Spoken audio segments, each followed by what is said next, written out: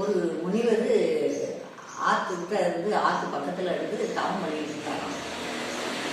அந்த முனிவர் முனிவர் தவம் பண்ணிட்டு இருக்கும்போது ஒரு 5 பேருக்கு குளிக்க போனோம். ஆற்றுக்கு போனவங்க ஃப்ரெண்டாக இருக்காங்க 5 பேரும். அதில் ஒருத்தி கல்யாணம் ஆனவனும், ஒரு குழந்தைக்கு தாயம், 4 பேர் வாலிய பிள்ளைலாம். போகும்போது சிரிக்கவும் விளையாடவுமா சந்தோஷமாக போன உடனே அந்த முனிவருக்கு அந்த தவத்தில் இருந்தவருக்கு தவம் களைஞ்சிட்டான். களைஞ்ச உடனே நீங்கள் என் தவத்தை களைச்சிக்கல, உங்களை நான் என்ன செய்தேன் பாரு அப்படின்னு சொல்லி அந்த 5 பேரையும் புஷ்பமாக ஆக்கிட்டாராம், பூவாக ஆக்கிட்டாராம், தாமரை பூவாக ஆக்கிட்டாராம். தாமரை பூவாக ஆக்கின உடனே 5 தாமரையும் அப்படி ஆற்று பக்கத்துலேயே இருந்தது. அப்போ அந்த ஒருத்தி கைப்பிள்ளைக்காரி மட்டும் சொல்லியிருக்கா, என் குழந்தை பகல் கூட சமாளிச்சிடும், ராத்திரிக்கு நான் இல்லாமல் இருக்காது, என் பிள்ளை அழுவும், என்னை மட்டும் இன்னைக்கு நைட்டு விடுங்க, நான் காலையிலே வந்துடுவேன் அப்படின்னு அந்த முனிவருக்கு கெஞ்சி அழுதுக்கா. நீங்கள் எப்படியாவது வீட்டுக்கு விடுங்க, என் குழந்தை அழுவும், நான் போயிட்டு வரேன் அப்படின்ட்டு இருக்கா.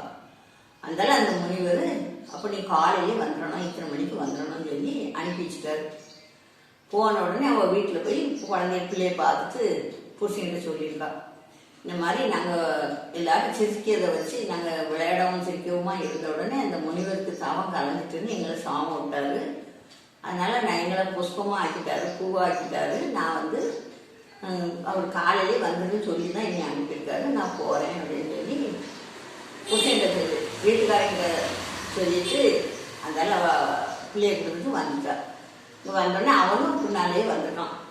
வந்தோடனே இங்கே கேட்டுருக்கான், நீங்கள் எதுக்கு இப்படி ஆகிய அப்படின்னு கேட்ட உடனே அந்த முனிவர் என் தவத்தை கலைச்சிட்டாங்க, நான் அதனால தான் இப்படி ஆகினேன் அப்படின்னு சொன்ன உடனே நீங்கள் என் வீட்டுக்காரி எப்படியாவது எங்களுக்கு விடுதலை பண்ணித்தாங்க, நான் வீட்டுக்கு கூப்பிட்டு போனோம், நான் பச்சை பிள்ளை சின்ன பிள்ளை வச்சுக்கேன் அப்படின்னு சொல்லிட்டு அவன் ரொம்ப கெஞ்சி கும்பிட்டுருக்கான்.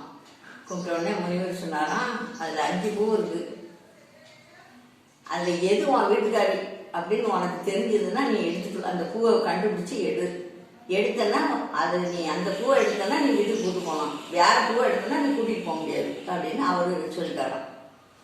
அதனால அவன் அப்படியே பார்க்கும்போது எல்லா பூவிலையும் பனி விழுந்துருந்துடும். நைட்டு நேரம் பனி விழுந்துருந்தா 4 பூவும் பனியாக இருந்துடும். பனியாக இருந்ததுன்னா ஒரு பூவில் மட்டும் பனியே கிடையாது, இந்த ஈரமே இல்லையா அதில், அந்த தண்ணியே இல்லையா அந்த பூவில்.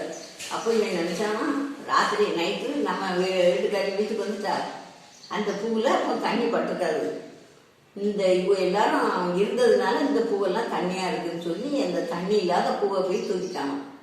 தூக்கினோடனே அவன் நீ கண்டுபிடிச்சி உன் வீட்டுக்காரி பூவை கரெக்டாக எடுத்துட்ட, அதனால் உன் வீட்டுக்காரியை நீ கூட்டிகிட்டு போ அப்படின்னு சொல்லி அந்த முனிவர் வீட்டுக்கு அனுப்பிட்டாராம்.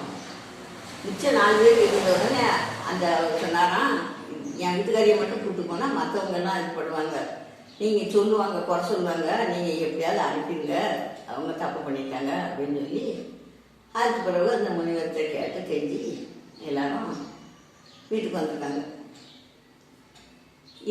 தட்டு மேலே தட்டு, தாமரப்பு மொட்டு, இந்த கதை அழிச்சவங்களுக்கு 8 கட்டு வெத்துல, 200 குடி பாக்கு, பம்பக்கிடா, 11 குடி அரிசி. இந்த கதையை அழிச்சவங்களுக்கு இவ்வளவு கொடுப்போம். அழிக்க சிலவங்களுக்கு வடை தெரியும், பெரியவங்களா இருந்தாங்க தெரியும், சின்னவங்களுக்கு தெரியும். தெரிஞ்சவங்க சொல்லுங்க, தெரியாதவங்க கேளுங்க, நான் சொல்லுவேன். சொல்லும்போதே நான் அதில் சேர்த்து உங்களுக்கு அந்த விடையை சொல்லியிருக்கேன். நீங்கள் அந்த விடையை கண்டுபிடிக்கலன்னா அடுத்த சாப்பாட்டில் நான் உங்களுக்கு இந்த விடையை சொல்லுவேன். தெரியாதுன்னா சொல்லுங்க, எனக்கு அந்த வடை தெரியுதுன்னு சொல்லுங்க, நான் சொல்லிடுவேன்.